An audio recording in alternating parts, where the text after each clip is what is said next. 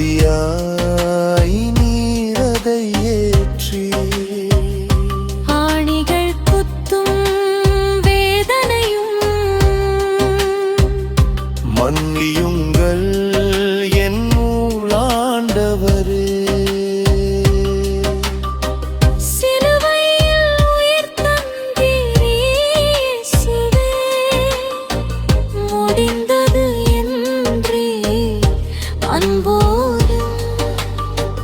என் பாவம் நீக்கி நீரும் பலியாலே சிலுவையில் மீட்டீரே இயேசுவே.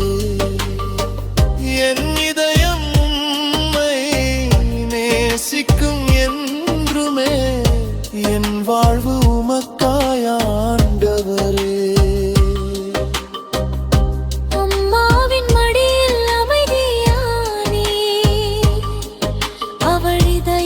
வலி